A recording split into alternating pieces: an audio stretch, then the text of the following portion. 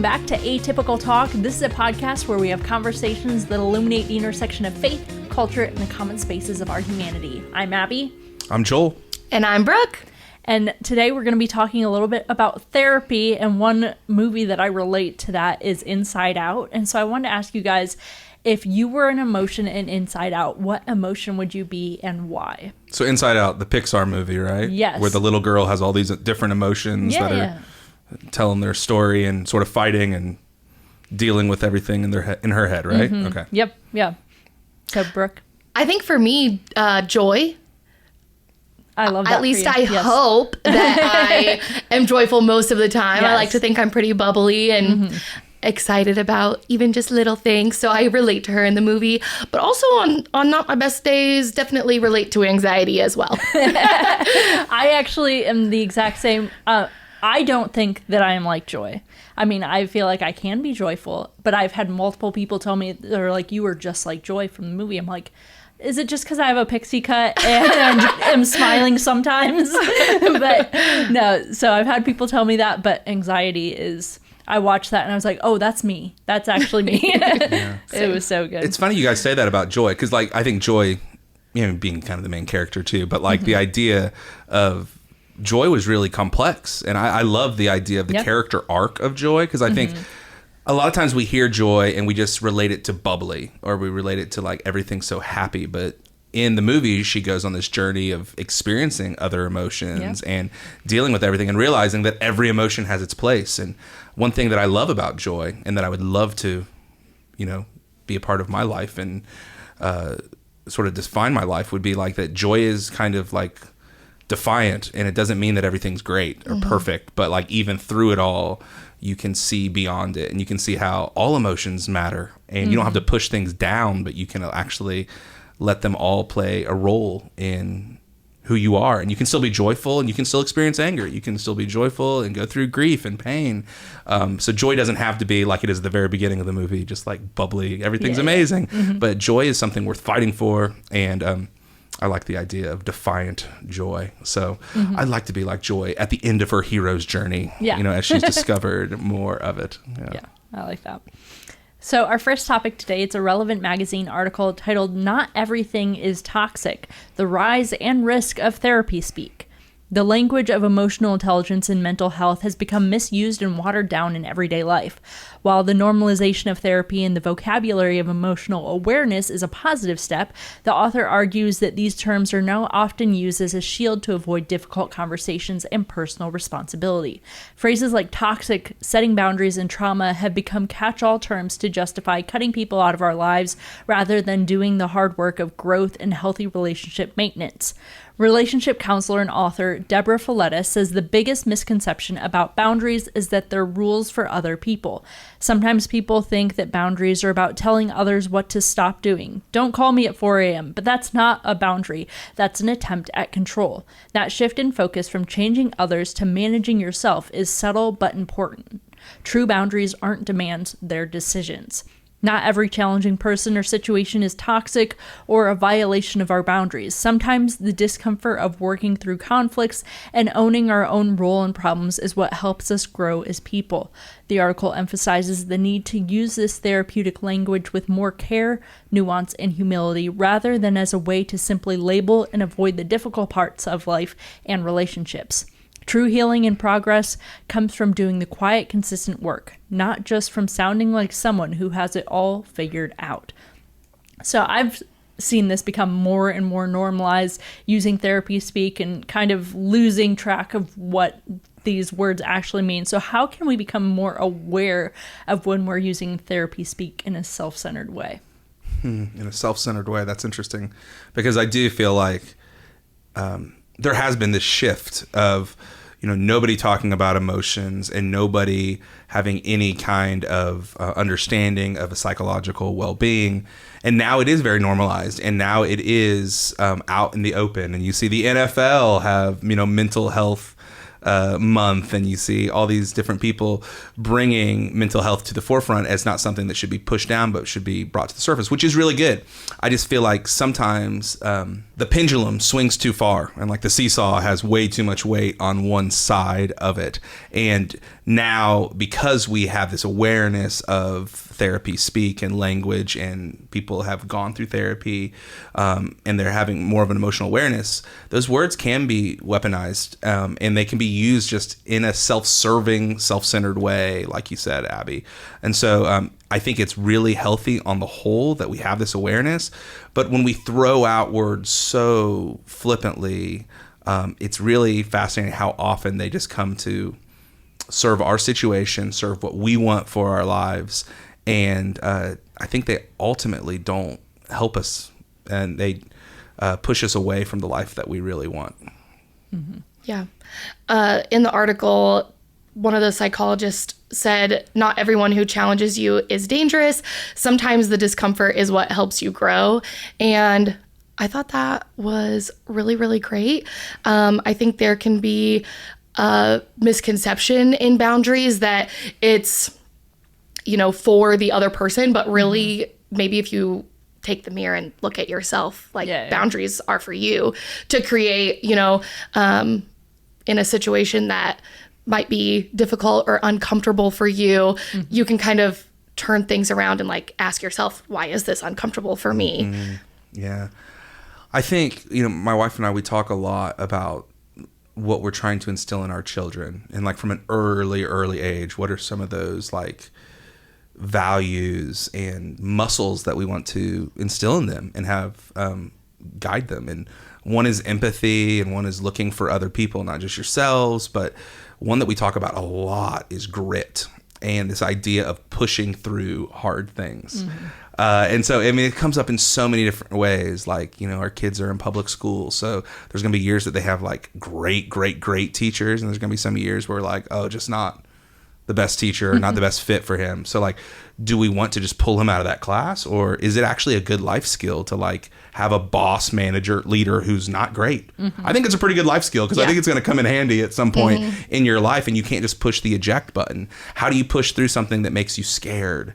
How do you push through something that is good for them, and it's a low stakes reality in your mind because you can see the full world, but in their mind it might be everything? How do you encourage them that they're safe and that they can push through it and do a hard thing? Mm-hmm. I think sometimes people employ therapy speak in a way just to protect them from actually growing and actually developing grit. Yeah. One of my great fears is that the pendulum swings so far to where people just don't have that muscle to do the hard thing anymore, because they've possibly insulated themselves from anything that is just uncomfortable. Yeah. And again, Grace Umbrella, I'm not talking about abusive relationships or dehumanizing experiences, but just the everyday, this is hard or uncomfortable and I need to push through to get something done. Yeah. I'm having a hard time focusing. Well, do I just go home and call it for the day, or do I take a walk and I come back and I finish it, or I'm not leaving until this is done? You know what I mean? Right. Yeah. Those are the kind of things we want to instill. And one of my fears is that when we just weaponize and just cheapen therapy speak, it stops us from having experiences where we need to grow grit. Because I know in my life, just being 38, there's been so many different times that I'm so grateful that my parents normalized me doing something hard and told me that I signed up for it, so you're going to do it anyway, even when I wanted to quit in the middle of it. Yep. And I fear that sometimes, definitely not all cases, but sometimes we can call somebody toxic just for showing us accountability and asking us to finish what we started and do what we said we were going to do, in all those different ways. And so I think this is a really helpful corrective lens. Yet don't throw away therapy. Don't throw away what we've learned about emotional intelligence and the importance of boundaries. But let's not weaponize them and cheapen these things to where we don't have grit and perseverance for those everyday, every month, every year kind of things that are just going to suck, that we have to push through. Yeah. Well, our second topic today, it's a St. Louis News article titled "Zoo Staff Turns Tornado Damage into Food Enrichment for Animals." I've never seen those words all in one sentence together. That's pretty amazing. Zoo, tornado, food, animals, enrichment. After tornadoes downed multiple trees at the St. Louis Zoo 2 weeks ago, the zoo staff decided to make the best of the situation. The St. Louis Zoo's nutrition team gathered over 1,000 pounds of leaves from trees and limbs that fell during the tornado that hit St. Louis on May 16th. The zoo said these leaves will be used as snacks and enrichment for the animals throughout the coming months. Immediately following the storms, the zoo shared photos of the fallen trees across the area and closed for the weekend as they cleared paths.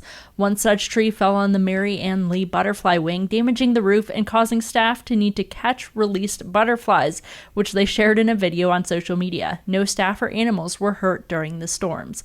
I just love this, like, finding a way to make some good out of a disaster. Yeah. But what did you guys think of this? I thought it was so sweet and just really beautiful how the zoo staff could have been really discouraged and kind of sat in their own pity and bitterness about the situation. But instead of doing that, became active and creative in what they could do to be helpful. And so I just thought it was really sweet. Yeah, I love that you brought up creativity, because I think we have a choice when like tragedy strikes, or what I like to call trivia comes into the picture, things that you weren't expecting or planning for. And I think that it's in those moments when you really aren't prepared, or you don't have a set play in front of you, that you have an opportunity to be creative, and you have an opportunity to be like, okay, am I just going to like sit and sulk and be like, oh, this is terrible, woe is me? Or is there something that I can do? Is there some good that can come from this?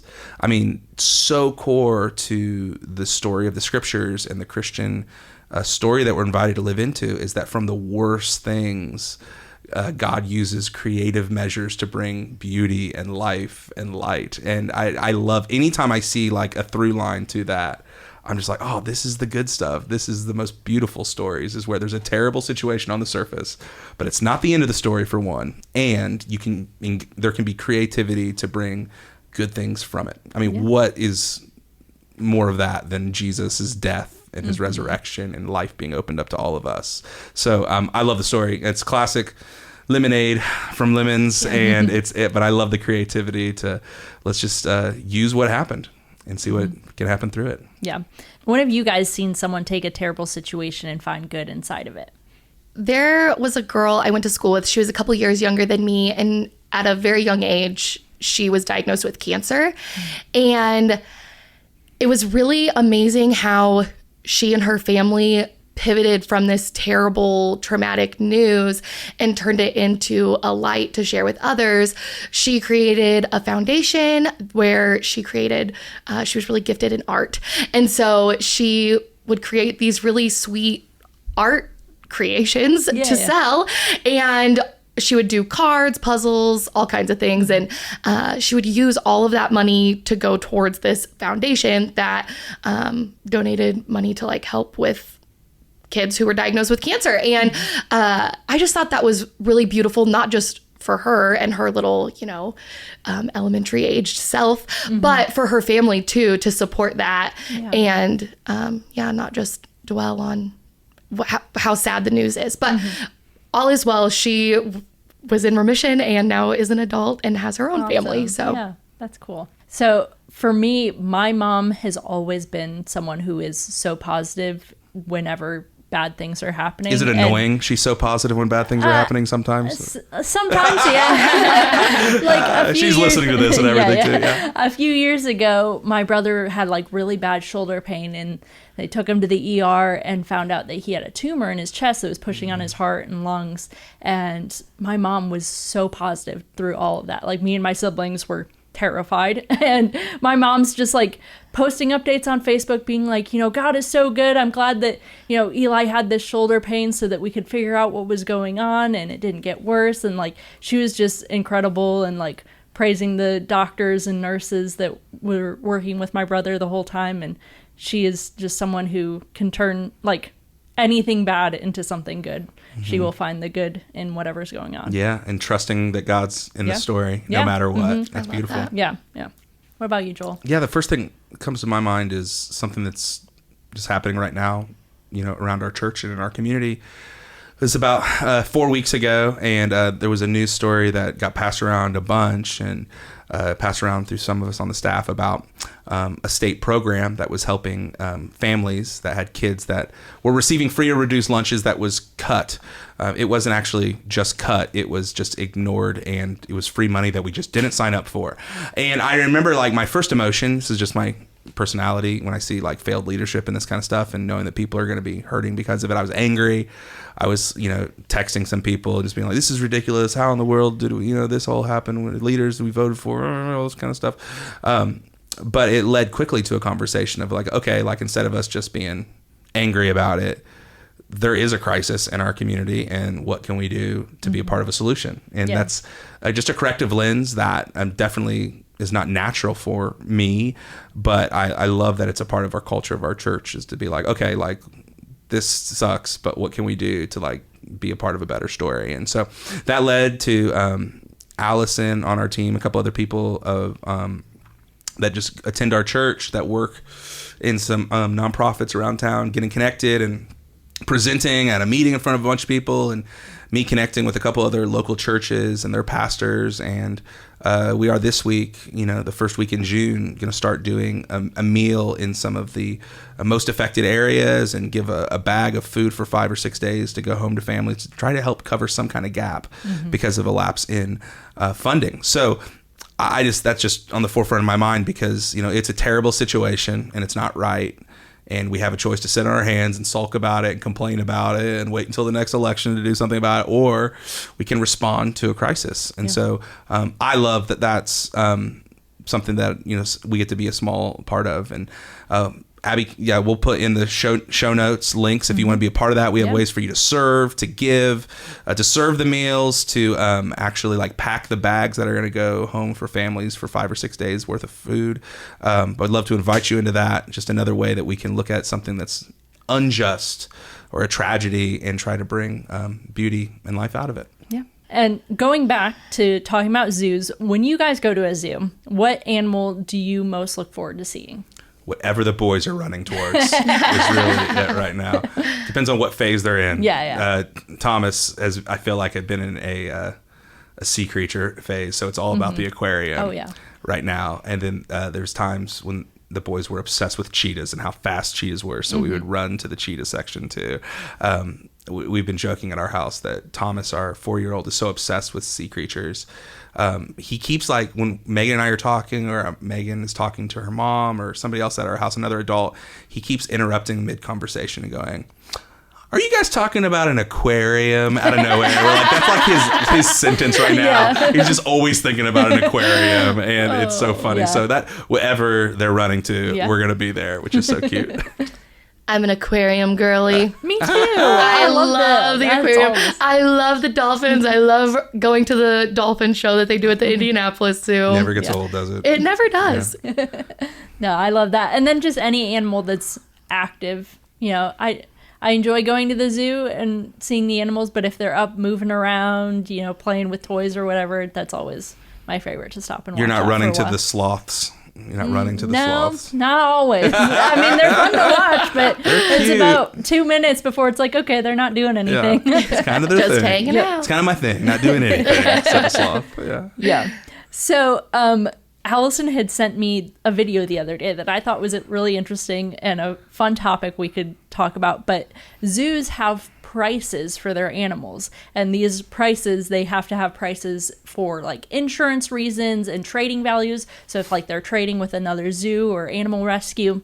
So I wanted you guys to try to guess what these values of different animals are. So giraffe and hippos are about the same value. So what do you guys think? This will be our starting off. Well, like, I don't even know the categories. Yeah. So I'll give you the first one then. It's 60 to 80,000 for giraffes and hippos. Whoa. That's their value. 60 to 80 for giraffes and hippos. Yeah. Okay, so the next one is chimpanzees. Where do you think they're at?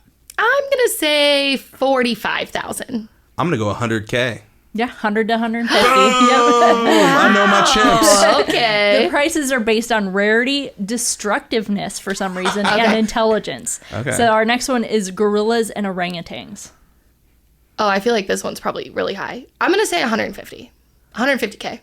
151K. 250. I'm Price is Right in you right now. $250,000. Yeah. Wow. That's crazy to me. And then a baboon, which is also, around that same. 120. 125. $500 to $1,000. No. The drop is crazy. Well, 500 to 500 to 1,000. Yeah. Oh, I thought you were going to say 500K. No, not 500K. 500 to $1,000. Did not see that coming. I don't get the huge drop there. You know. Shaken to the core. Yep. Okay, these I'm going to split up. Female kangaroo. 100K. 83,000. Now this is also dropped. It's 25 to 35. Okay. But what do you think a male kangaroo? 15. It's not more, is it? 15K is my guess. Okay. 25,000 is my guess. $1,000 to $2,000. So much less than a female kangaroo. Male kangaroos on sale. Yep. Wow. Okay. They can't make babies. Yeah. I mean, what's the Yeah. I know. It said a They don't lot have of this pouches is for that stuff. a lot of this Yeah. is based on the gender of the animal, but I'd assume most of the time it's the females that's getting sold for more, or has a higher price value. Okay, zebras. This is a wide range on the zebras. It's $3,500 to $10,000. And that is depending on gender and if they're trained. I guess zebras cause the most injuries to zookeepers, so they don't want an untrained zebra. Yeah. Okay. That's interesting. I didn't know that. Yeah. And then the one that is the most expensive animal that a Elephant. zoo can have. Elephant? You think elephant? Or, I actually would say something else, but now. I am going to say... Are these only animals, or can they also be like sea creatures? These are just like mammals. Okay. I'm going tiger. I'm changing my answer to Okay. You're tiger. saying tiger. Okay. I'm going to say elephant then. Okay. It is a panda. Oh, man. Because Oh. pandas, Rarity. you have to have like a contract from China to have a panda at your zoo, and it's $1 million per year. Yikes. Yeah. That's crazy to me. Yep. Wow. Yeah. But I thought, Expensive for pandas. Have you ever been to a zoo that had a panda? I feel like I have, but I can't remember where it was. My family feel used the to go to same. zoos a lot when we were growing up, so I don't know Interesting. where I would have seen one. But yeah, that's crazy. They must make a lot of money wherever Yeah, wow. those zoos are. Yeah. So our last article today, it is a Voice of San Diego article titled "An Experiment to Clear a Homeless Camp in North County Seems to Be Working." After receiving an $11.4 million state grant, Oceanside and Carlsbad have launched an effort to move hundreds of unsheltered homeless people from encampments into housing. The project is showing promising early results, with more people accepting services and housing than originally projected. A team of city staff, outreach workers, and local nonprofits are providing wraparound services like housing navigation, medical care, and mental health support to engage with the encampment residents. So far, 11 households have moved into supportive housing units, with 16 more set to move in over the next couple weeks. The goal is to move every person living in encampments along the nearly 4-mile shared border between the two cities into housing over the next 3 years. Each client from the encampment gets up to 2 years in supportive housing, where they will receive a rental subsidy based on their income. During those 2 years, clients will work with case managers, counselors, and use other available resources to find stable employment and achieve self-sufficiency. The project is using a unique hands-on approach, with the nonprofit Brilliant Corners working directly in the field to help residents through the process of getting into housing. City officials say the amount of support from various departments and organizations has been incredible, and they want to create a replicable blueprint for addressing homelessness that can be used by other communities. So what did you guys think of this? I just read this and I'm like, this is such a win-win-win-win across the Yeah. board. Yeah. How are you I'm sorry. I'm just like, how are you against this? Right? Right. Like, nobody, I mean, for just public policy, well, I'll get to the theological thing later, but like public policy, like nobody likes having people that are homeless or unhomed, like on the streets or laying around or on benches. Like nobody likes that feeling and that vibe, and all that. And then also to help people like have a process to get to self-sufficiency, and to not just hand them something, but to walk with them so they can get to self-sufficiency and change the cycle, end the cycle is just so beautiful and powerful. And it's a great use of public resources that we all pay in taxes for something like this. So I am excited to hear that they're trying to make this replicable for other communities. Yeah, I agree. I think it sounds like they have really put in the work and the thought of like, how do we do something for these people that's not just, as you said, a hand out, but how can we actually help them with getting themselves somewhere that is going to sustain them. As far as it even said, people with special needs, they're working with caseworkers to kind of work on next steps as to see what resources are available for them to continue to sustain, this housing adjustment for them. So I think it's awesome. I think it's really beautiful also that these different communities are working together, and I love it. A couple of things I mentioned was, they're helping with these wraparound services like housing navigation, and that's helping them understand the process of having a home and taking care of a home and getting access to a home. It reminds me of what my friend Jeff Newton says often is like, we always like to say, we want to teach them to fish, not just to hand them fish, right? But it's this idea of like, they don't have access to the pond. They don't know how to do things yet. So it's helping them navigate that. Medical care. I mean, so much of homelessness has to do with undiagnosed problems or debt from their healthcare crises that led them there. And then also mental health services. They're trying to help with wraparound care there.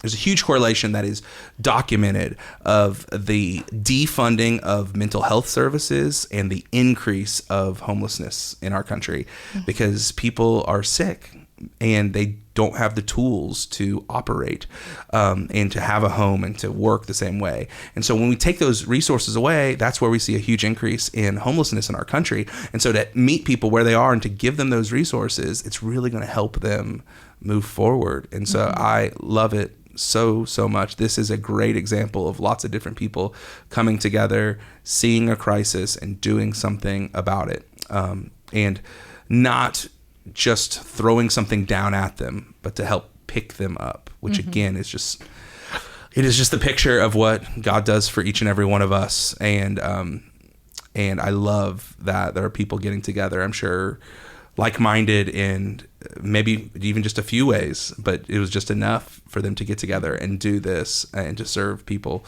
in Carlsbad and Oceanside. And I'm excited to hear more about it, and hopefully it can be replicated in a lot of places. I agree. Yeah, no, it would have been so much easier to just give them money or give them a place, but here are the keys. Here are the keys. There are so many people involved to make all the steps of this process possible, and I think that's just so awesome.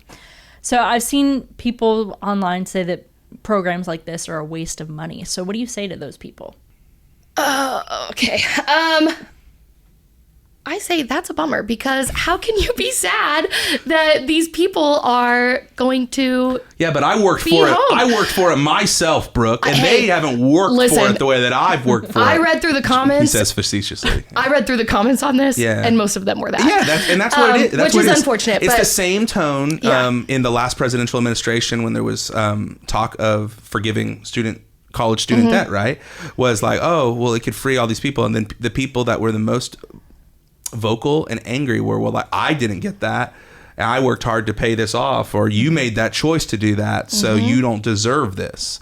Which I can see how people say that, and grace umbrella with what I'm about to say, but I'm a Christian, and there's a thing called grace. and like I am not operating off of fairness, because I think if fairness was running everything, and if it was just you get what you deserve, it's actually bad news for me and maybe for other people too. And anytime that I can sniff out grace and mercy and lifting up somebody who has maybe made a terrible decision, but you know what? They didn't have the safety net that other people had. I mean, so many people are one step away, or one loving family member away from finding themselves in the same situation that these people in Carlsbad are. Yeah. And so I understand where you're coming from. It's just, man, like I'm trying to live my life through the lens of the kingdom of God, not just the kingdom of this earth.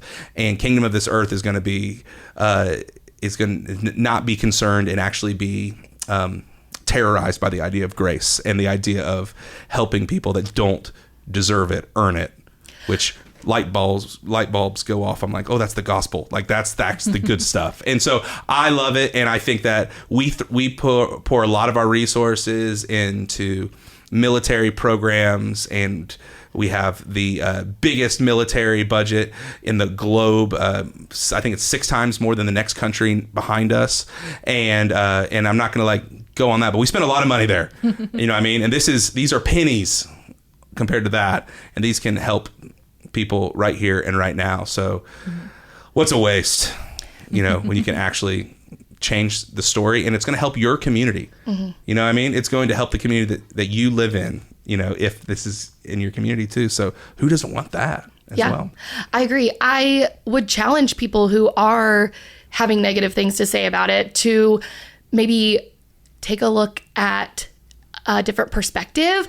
They may have worked really hard to get where they're at, and that's great, but they also don't know the lives that these people who are living in homelessness are coming from. And so I would just challenge people to take a different perspective, and maybe put themselves in somebody else's shoes as well. Yeah. Like, what would you want for your son, your daughter, if they were on hard times? You know, when it comes close to you in that way, maybe it would change your perspective. And also, like, okay, let's see how it works. Let's see if it actually does do what they want, and then you'll have to argue with the results of it, and you'll have to defend the results of it one way or another. But man, it sounds like there's chaos, and there's being shalom and peace and order brought to the chaos of this issue. And for me, I'm going to celebrate that where I see it, and I want to be a part of those kind of stories. Well, that's it for this episode of Atypical Talk. If you have any topics or questions, you can send those to atypicaltalkpod@gmail.com. You can follow us on Instagram, Facebook, and TikTok at atypicaltalkpod. And make sure to subscribe on your favorite podcast platform to get updates when new episodes go live. We hope that these conversations today have helped you think wider, love deeper, and partner with God to bring the up there and down here in your everyday life. Thanks for listening.